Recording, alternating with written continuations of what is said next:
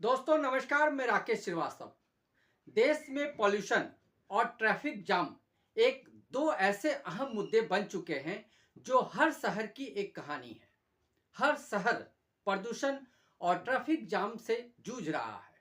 दिल्ली हो, मुंबई हो, नागपुर हो, पुणे हो, आप जिस भी सिटी की बात कर ले, वहाँ पॉल्यूशन और ट्रैफिक जाम ये दो ऐसी समस्याएं बन गई है जो हर दिन की बात बन चुकी है और लोगों की दिनचर्या में शामिल हो चुकी है। लेकिन सरकार क्या इसके लिए या इसके समाधान के लिए क्या कदम उठा रही है? क्या सिर्फ पॉल्यूशन बोर्ड बना देने से या ट्रैफिक जाम को लेकर लोगों के बीच जन जागृति पैदा कर देने से इस समस्या का समाधान हो जाएगा? हर साल लाखों करोड़ों की संख्या में वाहन बिक रहे हैं। पॉल्यूशन का आलम यह है कि हर शहर इसकी जद में आ चुका है। नदियां, तालाब, हर जगह पॉल्यूशन का आलम है। सुबह में धुंध, रात में धुंध और सड़कों पे अगर आपने बगैर मास्क के चला लंबे समय तक तो आपका बीमार होना तय है। लेकिन इस पॉल्यूशन और ट्रैफिक जाम का हल क्या है? क्या सरकार पिछले 10-15 सालों में इस ट्रैफिक जाम और पॉल्यूशन को लेकर काम कर सकी है या कितना काम किया है और इसका क्या समाधान निकला है? पॉल्यूशन से हर साल लाखों लोगों की मौत हो रही है। सांस से संबंधित बीमारी, फेफड़ों के प्रभावित होने और ट्रैफिक जाम की वजह से लोगों में जो चिड़चिड़ापन, डिप्रेशन की जो समस्या पैदा हो रही है वो अलग है।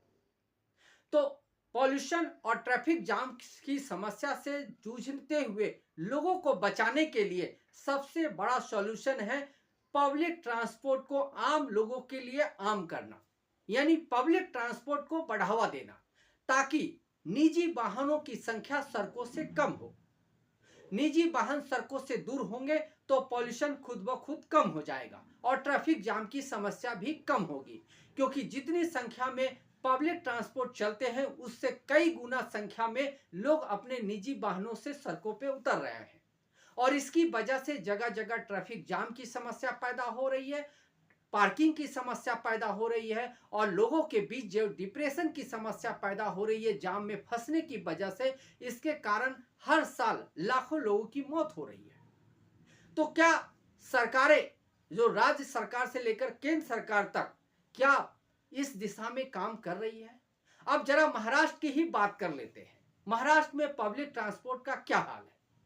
पब्लिक ट्रांसपोर्ट आम लोगों के लिए होता है, लेकिन अगर इसका किराया आप अपने मनमाने तरीके से बढ़ा देंगे तो लोग पब्लिक ट्रांसपोर्ट से सफर करना क्यों चाहेंगे? फिर वो अपने निजी वाहनों से सफर करना क्यों नहीं चाहेंगे? पुणे हो, नवी मुंबई हो, नासिक हो या मुंबई हो, जहां भी बसें चल रही है, इन सारी बसों के किराए या तो डबल कर दिए गए या 3 गुना बढ़ा दिए गए। पुणे में पिछले 3 महीने से, यानी 3 महीने पहले तक जो किराया 5 रुपये तक था, 5 से लेकर 20-25 तक के स्लैब में था, वो अब डबल हो चुका है, यानी 5 रुपये की जगह आपको 10 रुपये, 10 रुपये की जगह 20 रुपये और 20 रुपये की जगह 30 रुपये किराए देने पड़ रहे हैं। इतना ही नहीं, 40 रुपये का पास 70 रुपये हो चुका है। इसके अलावा जो मासिक पास 900 रुपये में आता था वो 1500 रुपये में हो गया। नवी मुंबई की बात कर लेते हैं। नवी मुंबई में मिनिमम किराया 10 रुपया है, यानी वहां पर भी यह किराया डबल हो चुका है। नासिक में मिनिमम किराया 11 रुपया है, यानी वहां भी जो 5 रुपये का स्लैब था वो खत्म कर दिया गया है और जो 5 रुपये की जगह अब 10-11 रुपये लिए जा रहे हैं, 11 की जगह 22 रुपये लिए जा रहे हैं। इस तरह से हर जगह किराया डबल कर दिया गया है। अब जरा सोचिए कि जिन लोगों के लिए बस सबसे सुविधाजनक साधन हुआ करती थी, उनके सामने कितनी बड़ी समस्या पैदा हो गई है। जो लोग पहले 20 रुपये में सफर पूरा कर लेते थे, अब उन्हें उसी जगह के लिए 30 रुपये देने पड़ रहे। जो सफर 10 रुपये में पूरा होता था उसके लिए 20 रुपये देने पड़ रहे। ऐसी स्थिति में अगर कोई व्यक्ति निजी वाहन का इस्तेमाल ना करे तो क्या करे? साथ ही पास का जिस तरह से किराया बढ़ाया गया, ऐसा लगता है कि मनमानी तौर पे किराया बढ़ाया गया, लोगों के विचार लिए नहीं गए, लोगों की सुविधा का ध्यान नहीं रखा गया। पब्लिक ट्रांसपोर्ट इसलिए ही होते हैं ताकि आम लोगों को कम पैसे में या कम किराए पर उन्हें उनके गंतव्य तक पहुंचाया जाए। लेकिन जब पब्लिक ट्रांसपोर्ट से ही वसूली शुरू हो जाएगी तो लोग निजी वाहनों की तरफ क्यों नहीं बढ़ेंगे। समस्या इतनी गंभीर हो चुकी है कि पब्लिक ट्रांसपोर्ट अपने आप में सिर्फ पैसे कमाने का साधन बन चुका है। अब जरा बसों की हालत देख लीजिए, नवी मुंबई, नासिक, पुणे, जहां भी आप चले जाएं, आप महानगर पालिका द्वारा या जो दूसरे कंपनियों द्वारा जो बसें चला जा रही है उसकी हालत देख लीजिए। अधिकतर बसों में सीट टूटी हुई है, किसी के खिड़की टूटी हुई है, किसी के दरवाजे में लॉक का प्रॉब्लम है, और इसके साथ साथ ड्राइवर कंडक्टर का बर्ताव ऐसा है जैसे कि वो बस नहीं चला रहे बल्कि हवाई जहाज चला रहे हो।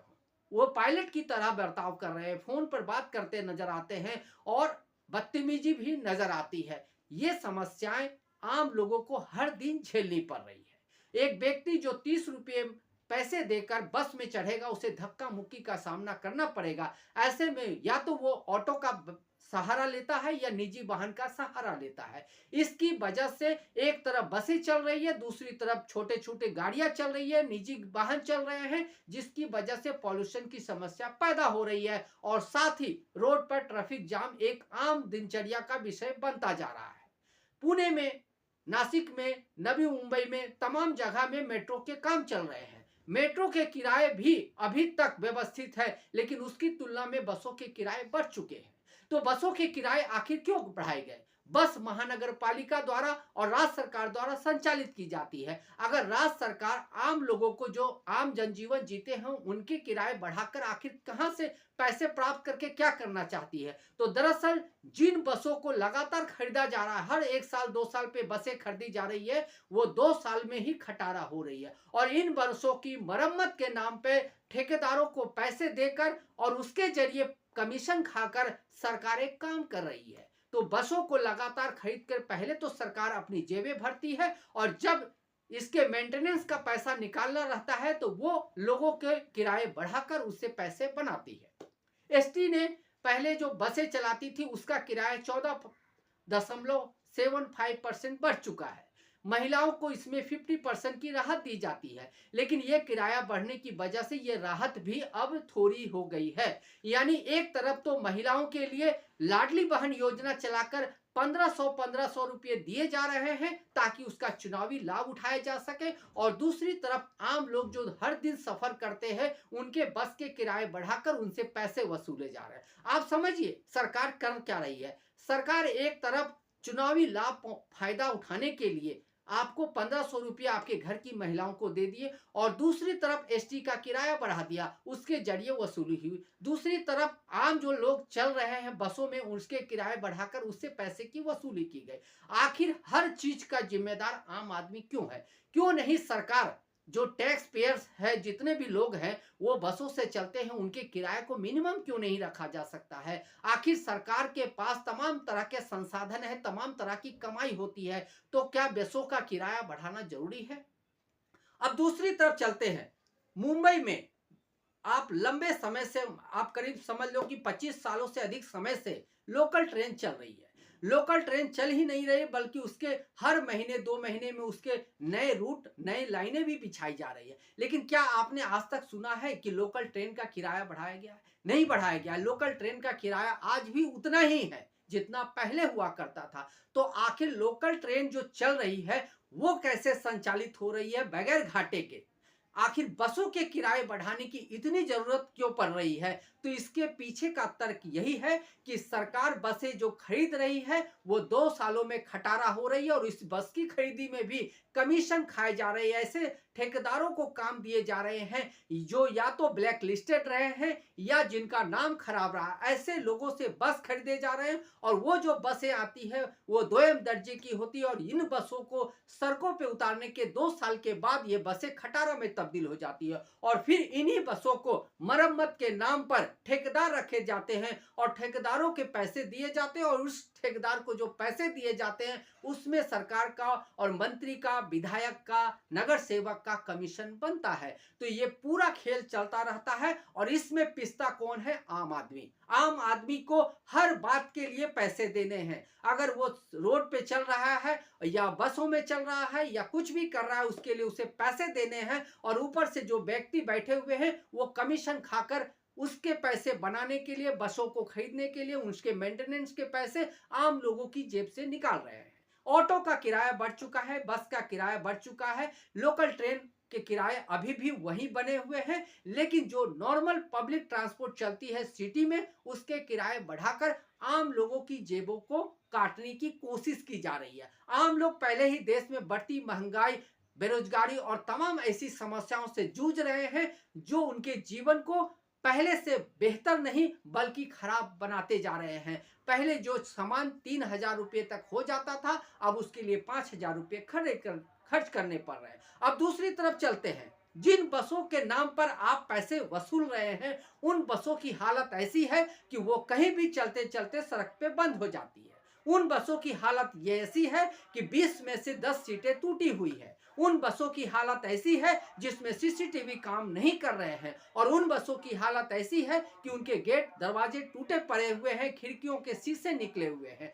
इसके अलावा अगर आप सड़कों की बात कर ले तो सड़कों पर हर साल इस बात के लिए करोड़ों रुपए खर्च किए जाते हैं कि शहर की सड़कों के गड्ढे भरे जाएंगे, लेकिन आपने अगर अपने शहरों में घूमा होगा तो आपको दिखा होगा कि कैसे गड्ढे लोगों की जान ले रहे हैं।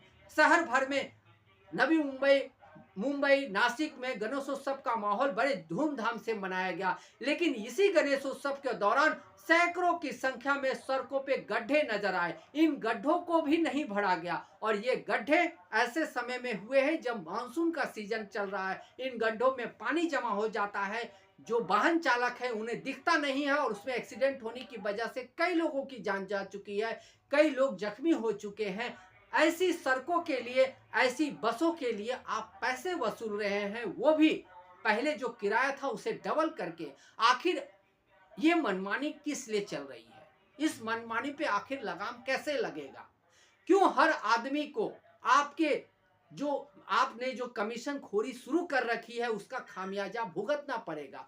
क्यों नहीं सरकार अपने तौर पर एक ऐसी व्यवस्था डेवलप कर रही है कि आम लोगों के ऊपर कम से कम बोझ पड़े, उन्हें कम से कम किराए पे अपने गंतव्य तक पहुंचने का मौका मिला। मानिए एक आदमी जो 15,000, 13,000 या 20,000 रुपया कमाता है, अगर उसका 1,500, 2,000, 3,000 रुपया बस किराया में ही निकल जाता है, उसके बाद उसे रूम रेंट देना है, खाने पे खर्चा करना है, तो आखिर उसके पास पैसे बचेंगे कहाँ? तो क्या सरकार चाहती है कि आम आदमी इसी तरह के चक्रव्यूह में फंसा रहे और वो सरकार को समय समय पे वोट देकर सरकार को और भी बड़ा बनाता रहे, और कमीशन खोरी का जो ये गोरख धंधा चल रहा है ये यूं ही चलता रहे? हर समय, अगर आप चुनाव के समय की बात कर ले, उस समय हो या दूसरे टाइम की बात कर ले, बसों को आम लोगों के लिए फ्री कर दिया जाता है, लेकिन जैसे ही चुनाव का माहौल खत्म होता है या सरकार को जरूरत पूरी हो जाती है, उसके बाद आम लोगों की जेब से पैसे खींचने का सिलसिला शुरू हो जाता है। चुनाव से पहले लाडली बहन योजना पे करोड़ों रुपए खर्च किए गए जिसकी जरूरत नहीं थी, उसके बाद चुनावी वोट में इसे फायदा उठाया गया, और अब इसी पैसे की भरपाई के लिए अलग अलग जगह से अलग अलग तरह के पैसे लगाकर लोगों की जेब से पैसे खींचे जा रहे हैं। तो आखिर इस समस्या का समाधान क्या है? क्या पब्लिक ट्रांसपोर्ट के नाम पर हम लोगों की जेब काट रहे हैं और फिर चाहते हैं कि देश से पॉल्यूशन दूर हो जाए, देश से ट्रैफिक जाम की समस्या दूर हो जाए? अगर आप जब तक पब्लिक ट्रांसपोर्ट को आम लोगों की जेब के सहूलियत के हिसाब से नहीं बनाएंगे, आपका पब्लिक ट्रांसपोर्ट बेहतर नहीं होगा, आपका पब्लिक ट्रांसपोर्ट आम लोगों की सहूलियत के हिसाब का नहीं होगा, इस देश से ना पॉल्यूशन खत्म होगा, ना ही ट्रैफिक जाम खत्म होगा, और लोगों की जिंदगी इसी दो बड़ी समस्या के चक्रव्यूह में फंसकर आगे बढ़ती रहेगी। आज के लिए बस इतना ही। अगर आप हमारे श्रोता हैं तो आप हमें जरूर लाइक और सब्सक्राइब करें। तब तक के लिए नमस्कार।